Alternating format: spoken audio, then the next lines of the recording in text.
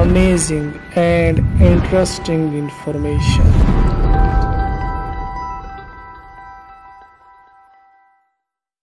بسم اللہ الرحمن الرحیم. السلام علیکم ورحمۃ اللہ وبرکاتہ. سب سے پہلے آپ کو اپنے چینل پر خوش آمدید کہتا ہوں اور امید کرتا ہوں کہ آپ سب خیریت سے ہوں گے.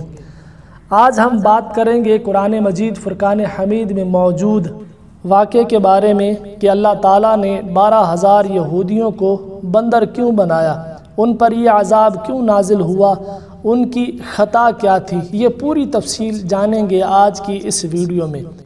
روایت ہے کہ حضرت داؤد علیہ السلام کی قوم کے 70,000 آدمی عقبہ کے پاس سمندر کے کنارے ایلا نامی گاؤں میں رہتے تھے، اور یہ لوگ بڑی فراخی اور خوشحالی کی زندگی بسر کرتے تھے. اللہ تعالیٰ نے ان لوگوں کا اس طرح امتحان لیا کہ سنیچر کے دن مچھلی کا شکار ان لوگوں پر حرام فرما دیا اور ہفتے کے باقی دنوں میں شکار حلال فرما دیا. مگر اس طرح ان لوگوں کو آزمائش میں مبتلا فرما دیا کہ ہفتے کے دن بے شمار مچھلیاں آتی تھیں اور دوسرے دنوں میں نہیں آتی تھیں.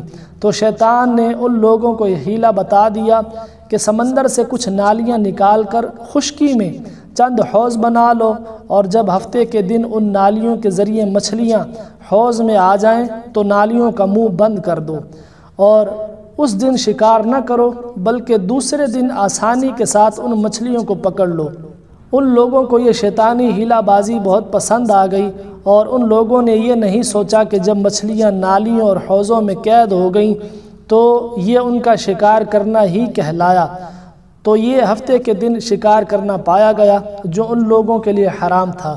اس موقع پر ان یہودیوں کے 3 گروہ ہو گئے. وہ لوگ 3 گروہوں میں تقسیم ہو گئے. نمبر 1، کچھ لوگ ایسے تھے جو شکار کے اس شیطانی حیلہ سے منع کرتے رہے اور ناراض و بیزار ہو کر شکار سے باز رہے.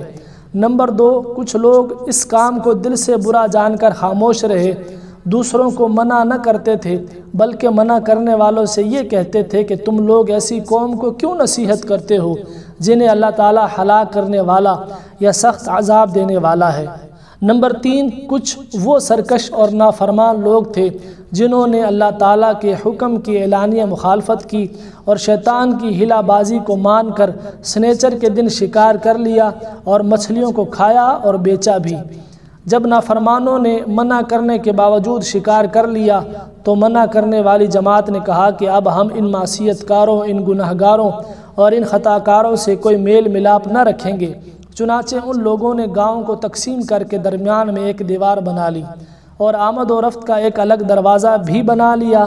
حضرت داؤد علیہ السلام نے غضبناک ہو کر شکار کرنے والوں پر لعنت فرما دی. اس کا اثر یہ ہوا کہ ایک دن خطا کاروں میں سے کوئی باہر نہیں نکلا تو انہیں دیکھنے کے لیے کچھ لوگ دیوار پر چڑھ گئے تو کیا دیکھا کہ وہ سب بندروں کی صورت میں مس ہو گئے ہیں. اب لوگ ان مجرموں کا دروازہ کھول کر اندر داخل ہوئے تو وہ بندر اپنے رشتہ داروں کو پہچانتے تھے اور ان کے پاس آ کر ان کے کپڑے سونگھتے تھے اور زار و قطار روتے تھے. مگر لوگ ان بندر بن جانے والوں کو نہیں پہچانتے تھے. ان بندر بن جانے والوں کی تعداد 12,000 تھی. یہ سب 3 دن تک زندہ رہے اور اس درمیان میں کچھ بھی کھا پی نہ سکے بلکہ یوں ہی بھوکے پیاسے سب کے سب ہلاک ہو گئے. شکار کرنے سے منع کرنے والا گروہ ہلاکت سے سلامت رہا، اور صحیح قول یہ ہے کہ دل سے برا جان کر خاموش رہنے والوں کو بھی اللہ تعالیٰ نے ہلاکت سے بچا لیا. اس واقعے کا اجمالی بیان سورہ بقرہ کی آیت نمبر 65 میں اللہ رب العزت نے فرمایا ہے، جس کا ترجمہ یہ ہے، اور بے شک ضرور تمہیں معلوم ہے کہ تم میں سے وہ جنہوں نے ہفتے میں سرکشی کی تو ہم نے ان سے فرمایا کہ ہو جاؤ بندر دھتکارے ہوئے. اسی طرح اس واقعے کا مفصل ذکر سورہ اعراف میں بھی موجود ہے. اس واقعے سے درس یہ ملتا ہے کہ شیطانی ہیلہ بازیوں میں پڑھ کر اللہ تعالیٰ کے احکام کی نافرمانیوں کا انجام کتنا برا اور کس قدر خطرناک ہوتا ہے، اور اللہ کے نبی جن بد نصیبوں پر لعنت فرما دیں وہ کیسے ہولناک عذاب الہی میں گرفتار ہو کر دنیا سے نیست و نابود ہو کر عذاب نار میں گرفتار ہو جاتے ہیں اور دونوں جہاں میں ذلیل و خوار ہو جاتے ہیں. नाउज़ बिल्लाहि मिन्हु। अस्हाब इला के इस दिल हिला देने वाले वाक़े में हर मुसलमान के लिए बहुत बड़ी इबरतों और नसीहतों का सामान है।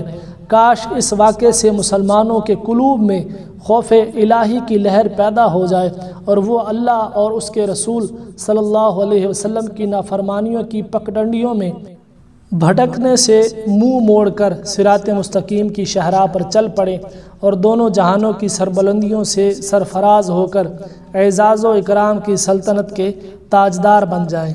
अल्लाह ताला हम सबको अमल की तौफीक अता फरमाए। अगर आपको हमारी ये वीडियो अच्छी लगी हो तो हमारे चैनल को सब्सक्राइब करें ताकि इस तरह की दिलचस्प और हैरान कुन मालूमाती वीडियोज़ आप तक पहुँच सकें। जज़ाकल्लाहु खैरा।